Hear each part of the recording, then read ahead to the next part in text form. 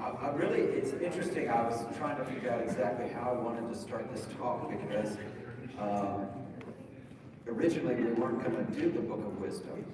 And the Wisdom Books, which is the title of the book that we used, didn't contain the Book of Wisdom. And some people were saying, well, you know, shouldn't we study the Book of Wisdom if this is supposed to be about wisdom? Well, there's a story behind that, which I think is very interesting, at least to me. And that's why I have all these locations written on the board.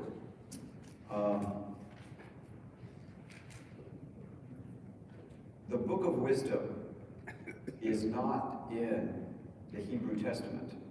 So that's why it's not included by Robert Alter in the Wisdom books. So the question becomes, what is the Book of Wisdom, and why is it in our Old Testament, but it's not in the Hebrew Testament? And it's also not in the Protestant Bibles. Well, it's this word they use, it's called deuterocanonical. And there are about 7 books that are in the Catholic Bible that are in our Old Testament that are not in the Old Testament of the Hebrew Bible. And you're going, well, what's happened? Why has this occurred? Well,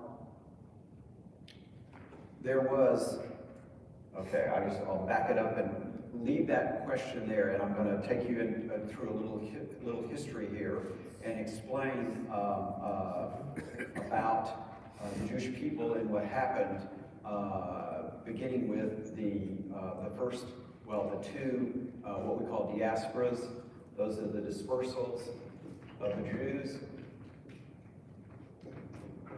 Okay, so you have Jerusalem here, right? And that is the center of the Jewish faith. And why is it the center of the Jewish faith? That's where the temple is. And the temple is very, very important to the Jewish people. Why is that? Well, that is where they brought the Ark of the Covenant, which had the 10 Commandments, you know, the Indiana Jones, all that whole thing. But it is also the place where they considered their connectedness to God to be the closest.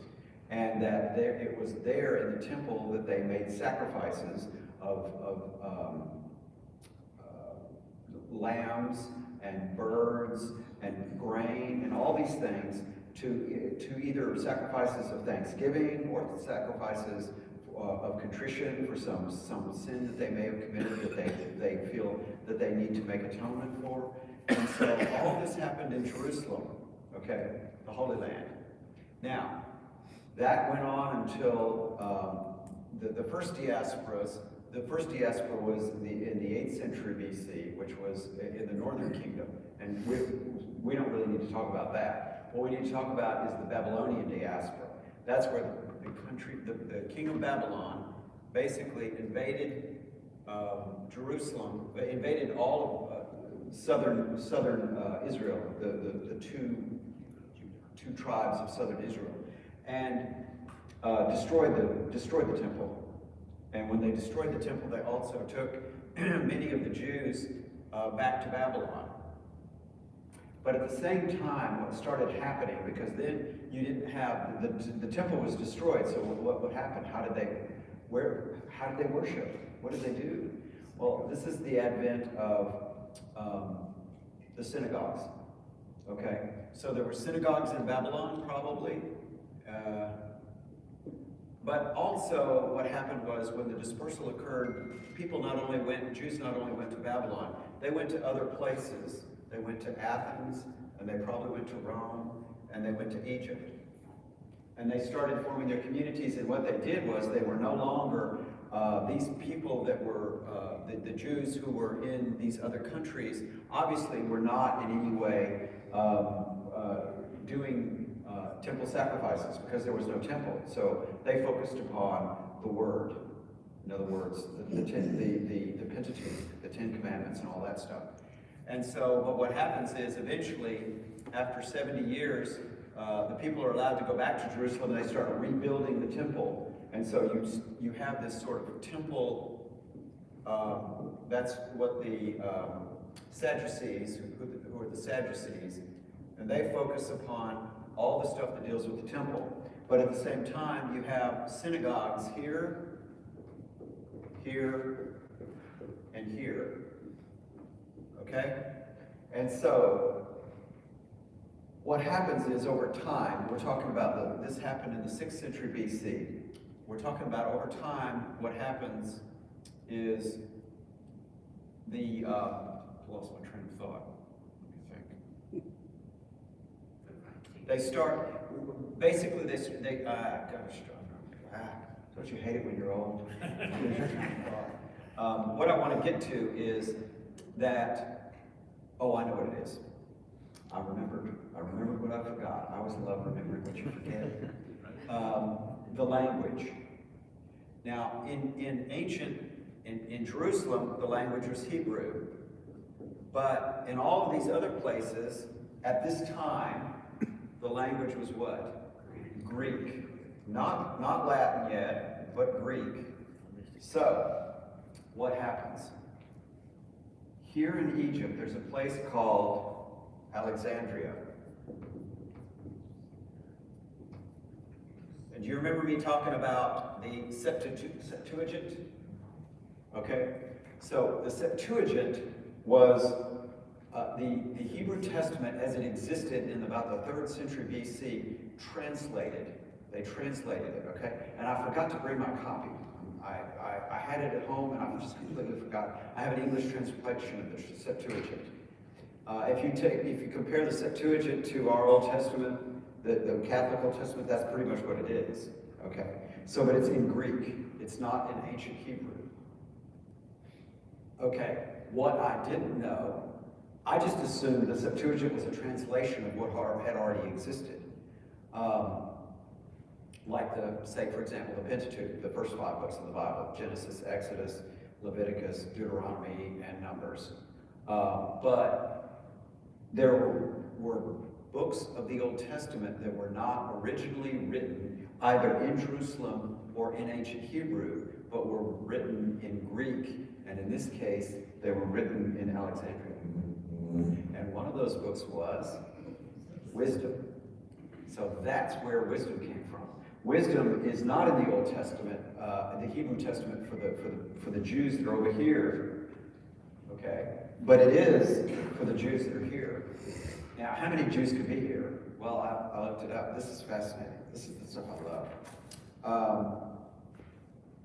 I looked it up, and I can just tell you off the top of my head. Alexandria was known to have this vast library. And it was a city well regarded at the time. I don't know that it exists anymore. If it does, it's a shadow of itself. At the time, this is the 3rd or 4th century BC, we're talking about before Christ. They estimate anywhere from 450 to 600,000 people. That's Nashville. That's how big it was. And in the ancient world, that was huge, okay? And so out of that, how many do you think were Jews? Somebody guess. Somebody give me a number. I just want to hear that. Half. 1,000? 150,000. Between 100 and 150,000. And so they were writing, and the library at Alexandria contained books that were, they weren't books, they were scrolls. They contained many of the scrolls of the Jews, which included all of these scrolls of the Septuagint. And they included, I looked it up, and it's something like, 200,000 scrolls, 200 to 300,000 scrolls, which would come out to about 40 to 50,000 books, which for back then would be a lot. And so, all of that to say, that's where the Book of Wisdom came from. It was, as a result, it was written, they believe it was written by a Jewish author, let me see, yes, it was written by a Jewish author approximately, it would have had to have been written before the writing of the Septuagint, because it was included in the Septuagint. but it was written at some point just before the writing of the Septuagint, or translating. See, that's the difference. Septuagint is just translating it from ancient Hebrew into ancient Greek, but this book was never in ancient Hebrew. It was in ancient Greek, and it was written about the third century or 4th century BC, I think, if I remember correctly. So, with that said, the Book of Wisdom, here's the little summary I've got, was not included in the Hebrew Bible because 1, it was written in Greek. 2, it originated in Alexandria. 3, it was composed after what they call the traditional prophetic period, which would have been, the last book would be, the book of Job, would probably be the last book of the prophetic period. And what happened is, so when Christianity started spreading, and Christianity used the same, it's interesting, Christianity used these same, they started in Jerusalem too, remember, and they used these same roads, or the roads were improved, the roads built by the Romans, to spread Christianity throughout. So what happened was they started using the Septuagint as the Old Testament, and then the what we call the New Testament as the New Testament. And so what happened is the Jews, the rabbinic Jews, did not like the fact basically that their book had been co-opted, and so they excluded those books that were in the Septuagint that were not in their original Hebrew text. One thing to remember, it's very hard to pin down exactly when the Jewish Old Testament was finalized. Just like it's difficult to figure out how when the Septuagint was finally finalized. And so, unlike the New Testament was written in what? Less than 100 years, right? Jesus was crucified, died, and rose in 33 AD, around 33 AD, and the last book of the New Testament was written less than 95 AD, something like that. So it's less than 100 years. The Old Testament goes back hundreds of years, and so it's hard to figure out exactly how it all came together. That's my point. But the main point I wanted to get to was the reason it's not included in the Old Testament was because it was not written in ancient Hebrew, and it was not written in Jerusalem, in the Holy Land. Okay. So it does have a purpose, though, and I think there are many interesting things about it. First of all, it is to strengthen the faith of the Jewish believers at the time.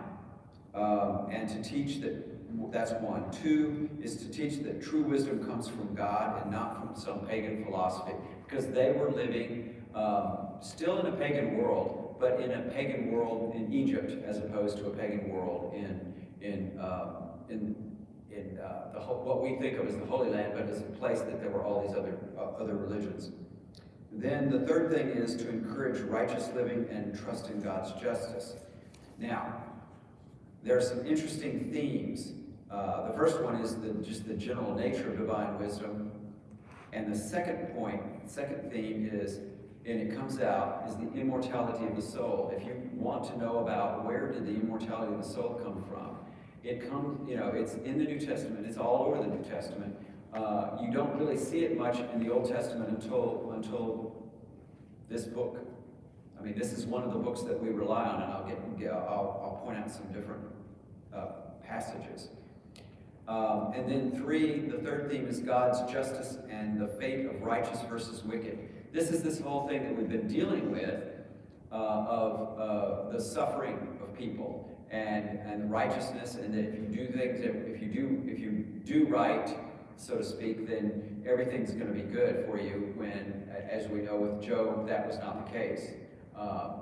And so their answer to that was, there is more to this life than this life. There's more than what we see. That there is a place that the soul is meant to be. It is immortal, and it is meant to be with God. And so, getting into the particular text now, The first 4 or 5 books, chapters, deal with what they call the destiny of the righteous. And right out of the gate, if you look, now we're turning, we can't look at all to right, so we're having to look at the New American Bible.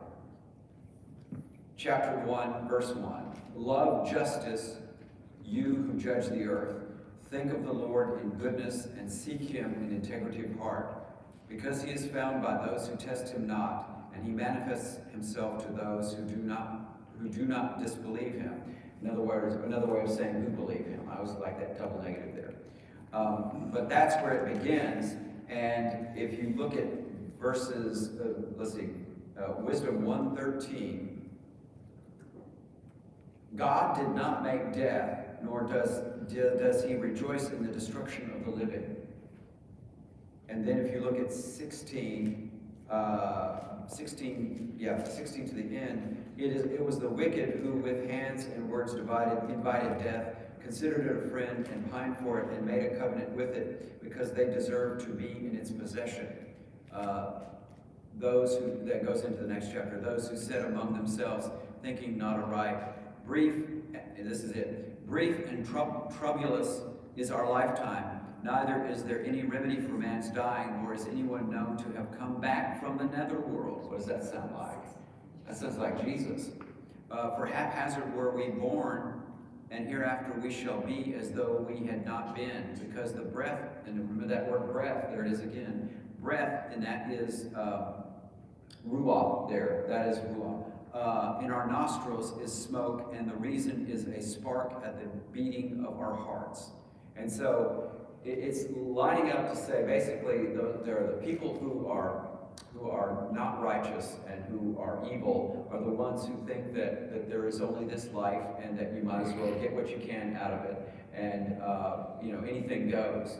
Versus those who believe that there is more to this life, there is more to this world, and that there is a world beyond, and that we have to go through that door of death in order to be able to get into the world where we are in everlasting life with the Lord.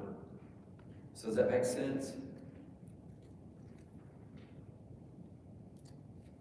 Yeah, I've already said the wicked mistakenly believe that life ends at death. And yeah, I just read that. Okay. So,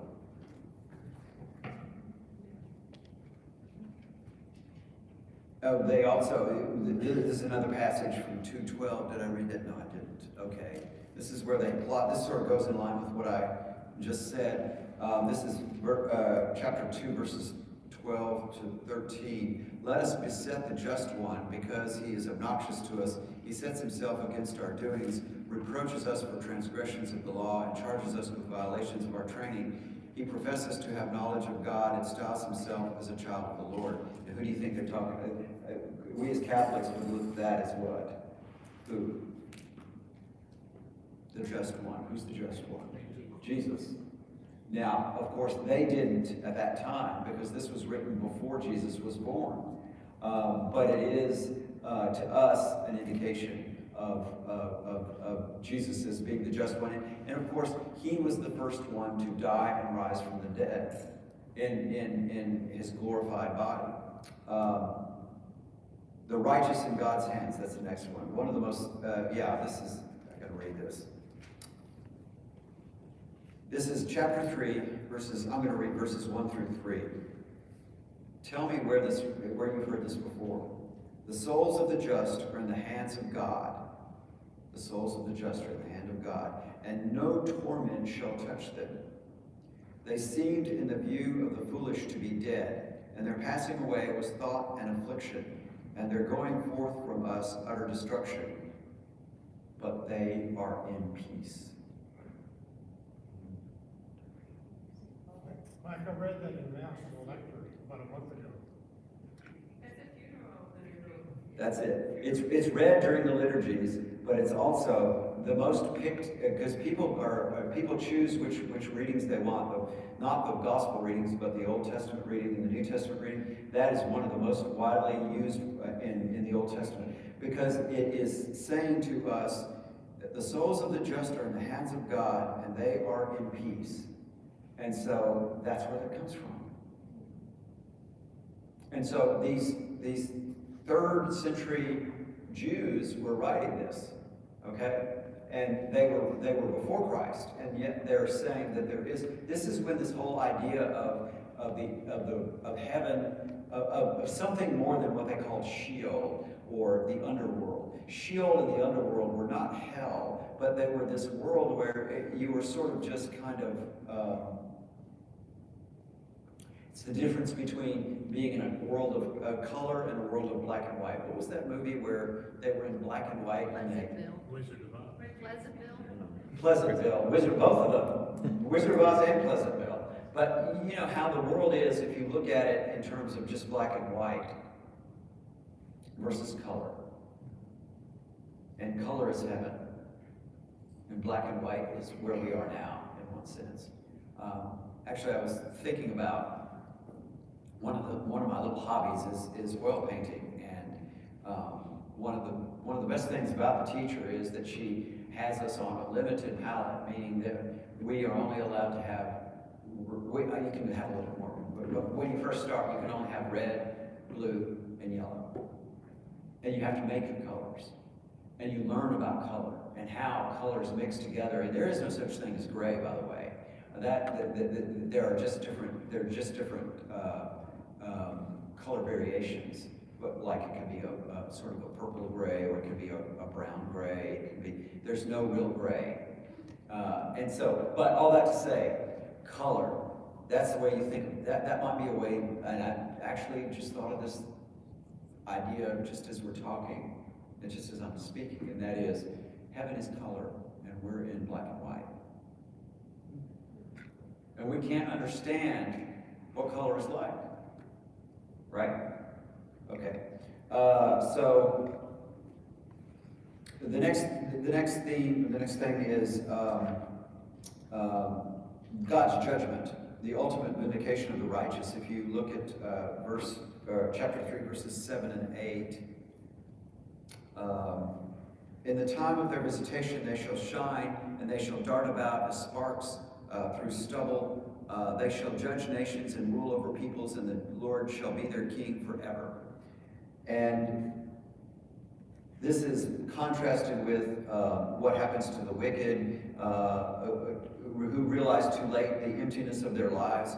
If you turn to chapter 5, that's what that whole chapter is about. And you know, that's one of those things that we on this earth, and we say, because what was it, the good thief, that we refer to him as the good thief. I don't know that he was any better, other than to say that the two thieves on the crosses with Jesus, the one who said, you know, will you remember me in your kingdom? And Jesus said, you will be in paradise with me. In fact, that was just recently, was that one of the gospel readings? Am I thinking? Anyway, one of the gospel readings in the last few weeks. But all that to say, you can convert in honesty all the way up to your death. We never say that somebody is excluded. It's not up to us to decide, you know, if it's a true and honest conversion. And we really convert every single day, don't we? Every day we get up, we have to say to ourselves again, you know, who am I? Where do I come from? Those sorts of questions. Okay, the next few chapters, chapters 6 through 9, are the nature and beauty of divine wisdom. And wisdom is portrayed not just as intellect, but as a moral and spiritual disposition. It's not just this intellectual exercise that we're having. It is how we are disposed to, and I talked about this before, about good and evil, and about the good is life and evil is death, and things that tend toward life tend toward the good, and things that tend toward death tend to the bad. We all have to die at some point, but we, in our lives, all the way up until we breathe our last breath, can be life-giving. That's what we're here for. And so it's not just an intellectual exercise, you know. And then wisdom's qualities. This is to me, this is chapter 7, verses 24 to 26. Yeah. This is wisdom's qualities. For wisdom is mobile beyond all motion, and she penetrates and pervades all things by reason of her purity. For she is the aura of the might of God, and a pure effusion of the glory of the Almighty. Therefore naught that is sullied enters into her.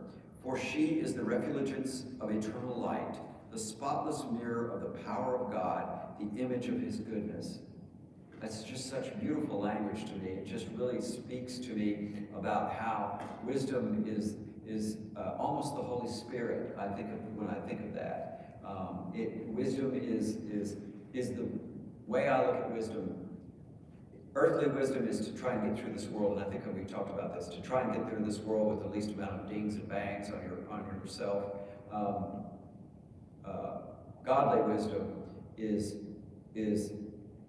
trying to stay on what we think the path is to God. It's the path to God as opposed to just what's in this world, which goes to the whole thing about suffering. Because the path to God may have suffering in it. It's not something that we want to do, but it's something, I say may, everybody suffers at some point in their lives. There may be a few, I don't know anybody that's skirted it, at least if they're over a certain age. That's why we all have all the gray hair, right? So, then you have Solomon's prayer of wisdom, and this is attributed to Solomon, but obviously it's not Solomon because it was written, Solomon lived around 1000 BC. Did somebody leave? It's the janitor. Oh, okay, just the janitor, okay. Solomon lived around 1000 BC, and this was written around 300 BC. So, I mean, it's obviously not Solomon writing this, but it's Wisdom 8.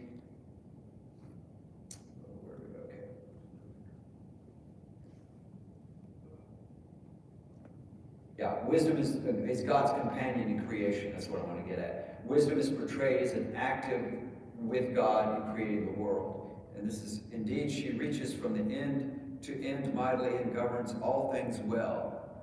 Her I loved and sought after my youth. I sought her to take for my bride and was enamored of her beauty. She adds to nobility of the splendor and companionship of God. Even the Lord of all loved her.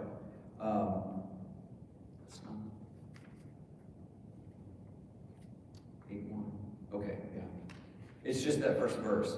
It really speaks in terms of wisdom being there at the creation. Just as when we talk about creation, it's not just God the Father, but it's God the Son and the Holy Spirit. We're all part of the creating moment. That moment of singularity when the universe just came out of nothingness.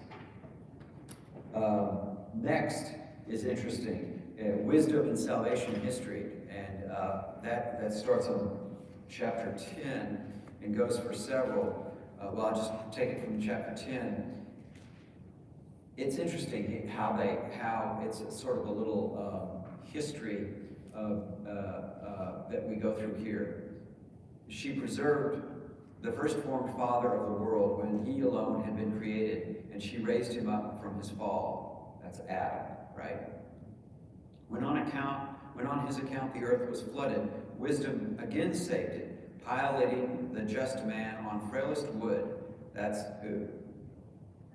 Noah. And the frailest wood is the ark. And then it says, she, when the nations were sunk in universal wickedness, knew the just man, kept him blameless before God, and preserved him resolute against pity for his child.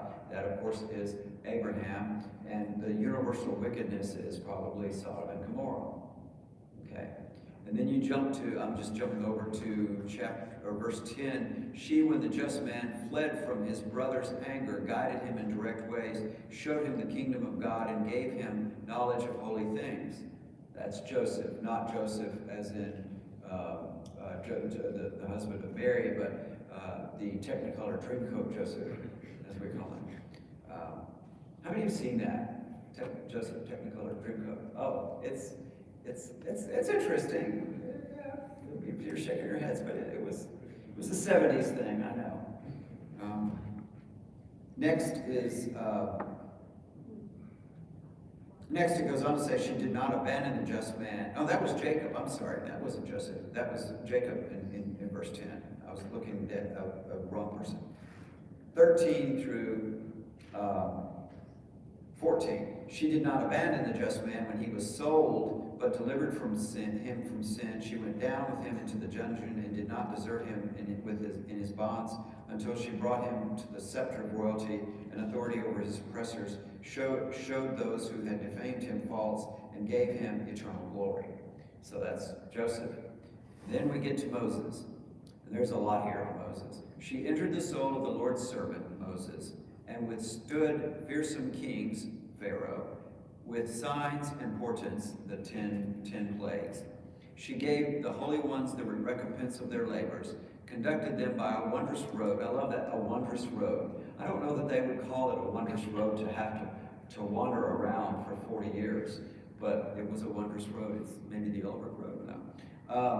And became a shelter for them by day and a starry flame by night. That's exactly, she took them across the Red Sea and brought them through the deep waters, but their enemies she overwhelmed and cast them from the bottom of the depths. Therefore the just despoiled the wicked, and they sang, O Lord, your holy name, and praise in unison your conquering hand, because wisdom opened the mouths of the dumb and gave ready speech to infants. So that's obviously Moses, and so she's given, what the author is doing is giving us taking wisdom and placing wisdom in these various places. And have you ever had anything happen in your life and you had a moment when you did have a moment of wisdom, when you thought this is the way it should be, and you decided it that way, and it was, the wise way. I won't say the right way, I'll say the wise way, because it's what you really think God intended to happen. I think when Janet and I decided we're crazy, why are we adopting these little girls? But we decided to adopt these little girls, and I tell you, they drive us crazy at times, even now. But I wouldn't give it up for anything, So, I'm sorry. Anyway, okay. So that's Joseph in the Exodus, contrast between the people and their enemy, Egyptians received plagues, God's mercy. I don't know that I have much more to add other than just kind of to summarize and to, let's see, was that? Oh yeah, that was here.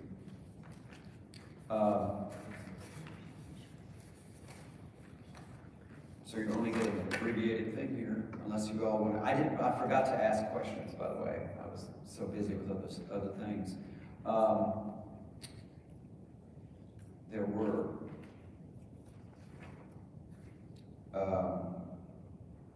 things that we can look at in the wisdom book that for we as Catholics. One is it's a place to turn about immortality of the soul. This is something that came that developed before Christianity, and I think that's very important. And then the resurrection hope. There was the reference to the just man in wisdom, in chapter 2 of wisdom. And then, let's see. Yeah, here's the summary. The book invites us to seek wisdom above all earthly goods, to trust in God's justice, even when the wicked seem to prosper. And that's the thing that it goes back to that hard question of why am I suffering? We as Christians have to just say to ourselves, well, that is part of the life that the hand that I've been dealt, but I am not going to let it change me from my faith that God is good, and God will lead me through this, and I will get to because we're all going to die, and so the question is, how do we look at the world before we die? Do we look at it as a beautiful creation by God, and that we're in the midst of the creation process. Okay? And hope in eternal life, and then salvation history, which I just mentioned, guides us, guided by God's loving wisdom.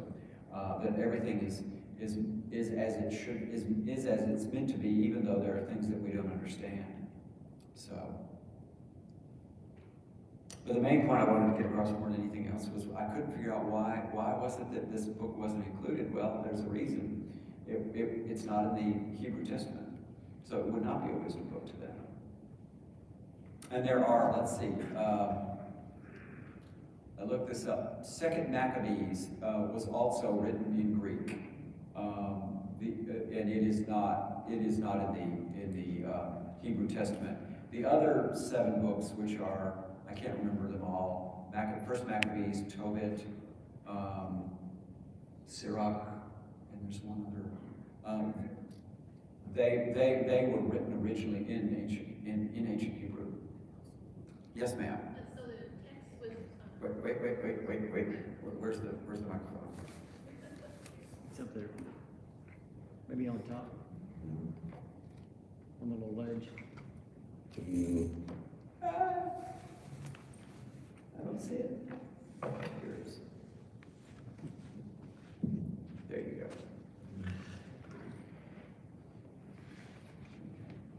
Well, but while before she asks her question, we got an email from Joyce James. Do you know what I'm talking about? She's one of the ladies. She came, and she's down in Florida. She says rehabbing in warmer weather, and she wanted to let us know that she watches us on streaming. So I'm saying hi to Joyce. Okay, go ahead. Hi, Joyce. Question about the Hebrew text. Now, I'm trying to follow the thought process. So Jerusalem, written in Hebrew, and then that Hebrew text was taken to all those other places, and the other places translated it into Greek. Is that right? No, the Septuagint was translated into Greek in the city of Alexandria. No. I understand Septuagint, well, I'm thinking about the Book of Wisdom, and you said it was not included because it was not written in Hebrew, because it was not written in Jerusalem, which is why it's not part of the original text. Correct. I'm asking about the original text. Was that taken to all these other places where the original place was Jerusalem, right? I'm not understanding your question. The Bible, Okay. the Old Testament. When you say Old Testament, you mean the It Hebrew was- Testament or the Septuagint? I'm trying. The Hebrew Testament would have been scrolls that were written in ancient Hebrew, and they would have been the ones that would have been clearly in Jerusalem, and they probably also would have been in the library in Alexandria, because they were the ones that translated it from the ancient Hebrew into the Greek. There we go. And then Wisdom was. Wisdom written was not afterwards. one of those. Wisdom was Okay. written. Afterwards. And then the Septuagint is still the same kind, well, not the same idea, but the Septuagint was written afterwards, but it was written in Alexandria, which is why it's not included in Jerusalem. It's simply a translation. Most of the books of the Old Testament, all of the books of the Hebrew Testament are translated into Greek in the Septuagint. So these little scholars sat around and translated it in Alexandria. But in addition to that, and that's what I didn't know, was there were some books that had been written by somebody in Alexandria who was Jewish. That's what I was In getting ancient at. Greek.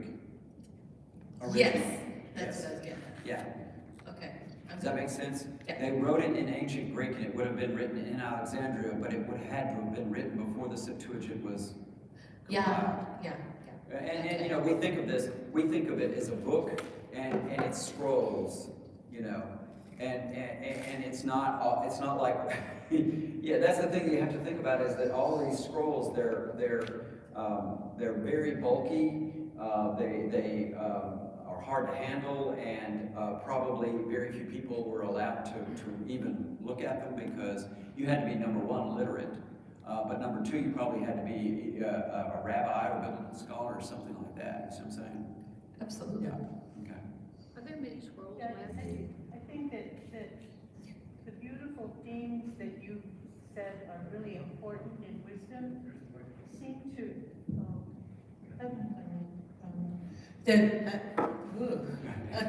the beautiful themes that you say are emphasized in the Book of Wisdom seem to me to be beautifully summarized in chapter 15. Okay.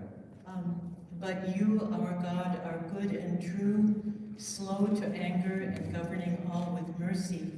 So then I was looking at the footnote in my Bible and it said, let's see, yeah, the author addresses God directly, so that the things that we've been reading before are more or less continuous prayer.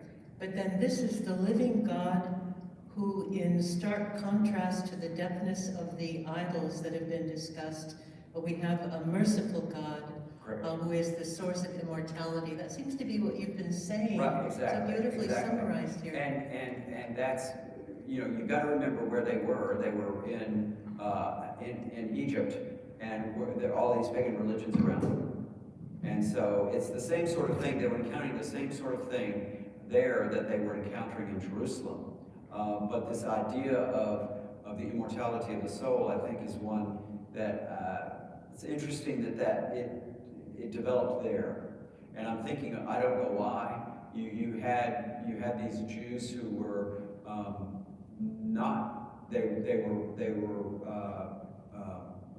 they went to synagogue and they studied the Torah.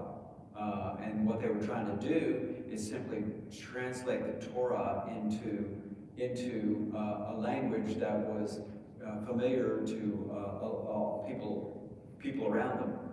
And you know, that's one of the things about the Jewish faith, that they are not as much about converting people, and it's still in many ways. This is a tension I think in the Jewish faith between the rabbinic, or not rabbinic, but the synagogues versus the temple worship. You know, and because to many Jews, it's still about the temple and the Western Wall now. That's where they feel the closest to God is at that Western Wall. Whereas we, in our faith, we don't have to have that. You know, it's anywhere and everywhere. God is transcendent. So.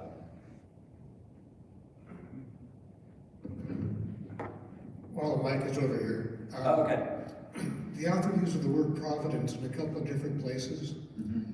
In the patriarchs, it's like it's happened to them, and they realized afterwards there was some plan. Or in the plagues in Egypt, it happened, and afterwards they realized it was a plan. But it didn't seem like there was much cooperation with God's plan. So don't we think about providence differently than that? Well, I think we when things are that's a good question. When things are happening to us, we often are confused and don't understand why it's happening. But then when we look back at it, oftentimes it makes sense, right? And that's what I think of as providence, that we were on the right road, we just didn't realize it. And sometimes, especially when something bad happens to me or anybody,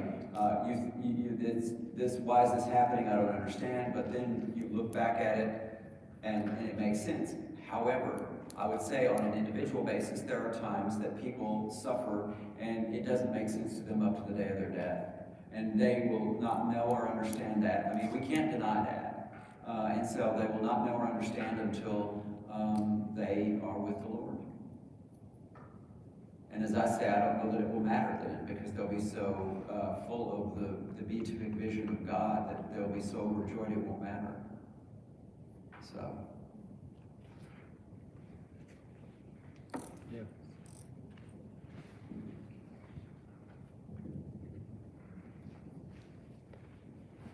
Okay. You said that the Hebrew Bible 7 books? There's 7 books that are in the, what we call the Catholic Bible, the Catholic Old Testament, that are not in the Hebrew Bible. Correct. Hebrew Testament. Is that where the Protestants got? Yes, yes, Because that's, theirs is just a direct thing of the Hebrew. that's correct. Okay. Yep, that's correct.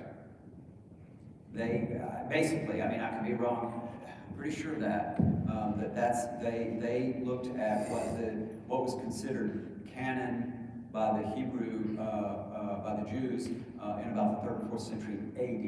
And they used that as their Old Testament, as opposed to the Septuagint, which was written before, well, they were both written before, but it was, it's the Greek translation, so.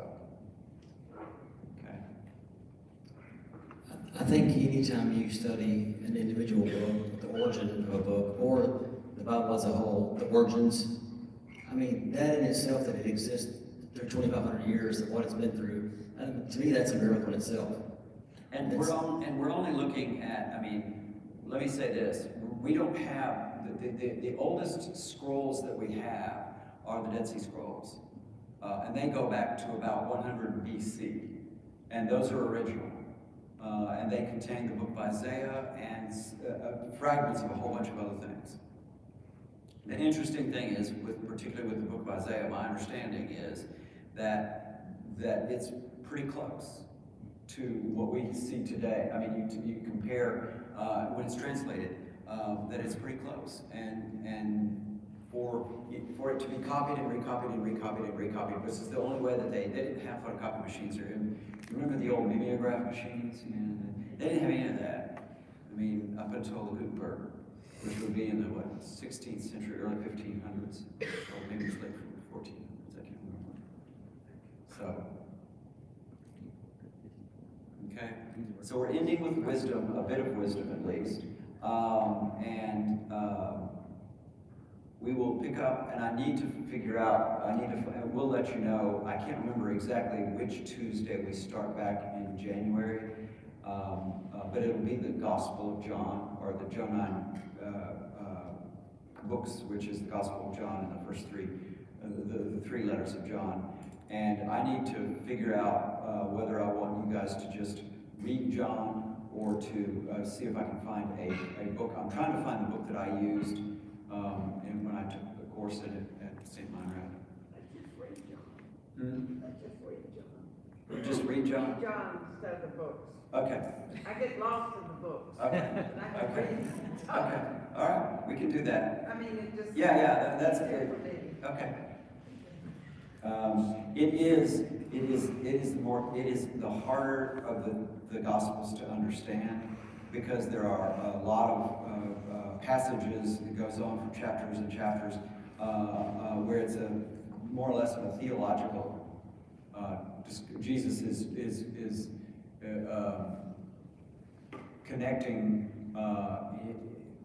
He's explaining or connecting his divinity.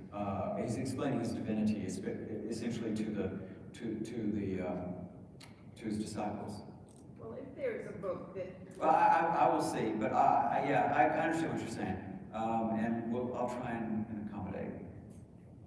It's the best way to end really this 3-year study, and I'm amazed that you guys are still here after 3 years, right? You're hanging in there. I appreciate that, and I know Bishop Beckman will appreciate that, and I'm going to let him know when we finish we ought to have a big party at the end, not just this was delicious, don't get me wrong, but have a big party and see if we could invite him and see if he can come back. Is that, I'm going to try that. I still have his phone number, and I can text him, and he does text me back, Okay. Yes, ma'am. Yeah, but there's no hanging in here for me. I come here because I want to hear what you have to say. I want to hear what all these people have to say, and I think more people should be here. Yeah. That's just my. More people should be, well, we offer these things, and this was as a result, by the way, of, you may remember the Meitler study. Does anybody remember the Meitler study? This was the result of the Meitler study, where one of the things we did was to do a survey and ask people in the parish what they wanted in terms of adult faith formation. And one of the things was a Bible study at night so that we could come, and, you know, for people who were working, to be able to come. And so that's why we did it. And Father Mark had done this same Bible study at St. Matthew, 3-year study. So, okay, well, it's time to get our goodies and go home and warm up, because it is cold out there. Let's do a glory be. Let's stand.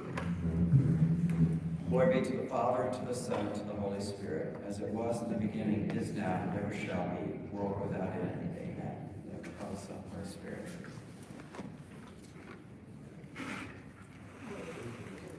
Thank you. Sure, would you? Thank you guys for coming.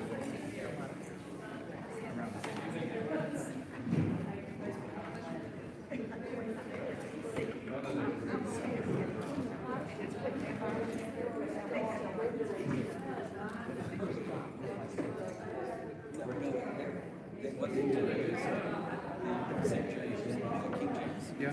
King James Bible. And they just basically Jewish Hebrew Testament.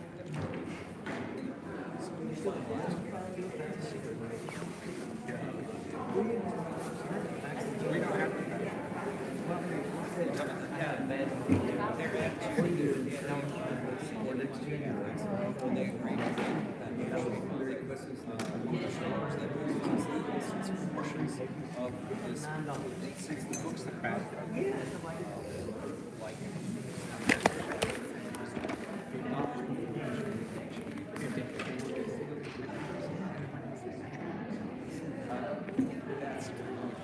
and I think, you know, I used to say, and I thought about this, is maybe teaching next fall, 7 weeks. Because they are in our category. And I used to say, well, they're not really significant. Well, they are significant. Just study tonight. And Maccabees is very smart way of reading. So it's about the Maccabean revolt that occurred about 100 years or so before Christ. It's sort of like what's the why was that? They do that. That's what I'm saying, all that research. Oh, how is it? It's about That's where I was. Oh, yeah. That's fine. Sure. More or less. Appreciate it. They not retired. Well, if anything, you know, that quote from wisdom that's used in funerals is Just yeah. thinking, I think we use that. I don't think we use it. Well, yeah, a lot to do. But the other one about the Revulogens, you know, I love it. In the first few years, right, you know, where there's not a lot of action. Yeah, for she is the Revulogens of eternal life. But the first one is the end of the first one.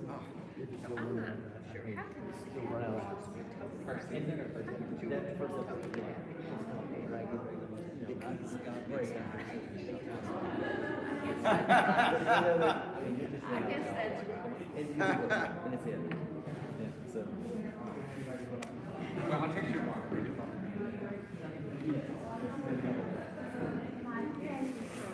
Sure, absolutely. Be a big present. No, and I would love it, David, to come to some of these. Okay. Oh, I've told him, the last 2 before this to me were fascinating. Well, he might be John. Well, his Bible study's doing John too. Oh, okay. No, but from a different angle. Yeah. You know, that's what, Sure. so hopefully. If But he does, he anyway, does. thank you so much. Sure. Awesome. Okay. We'll see you around. I know you'll. Which no, mass are you going to? Which mass are you going We'll be here. to? Which mass? Oh, I don't, yeah, 9 o'clock. Oh, okay. Which I'll be mass? there. Really? Yeah, Good. I'm doing the 4 p.m. the children's mass at 9 p.m. Oh, good. Yeah. Sunday Go mass. to Billy Tracy, so that's good. Oh, okay. Well, anyway, but I'll hopefully, I'll see you at Mass. Yeah. Sure. All right.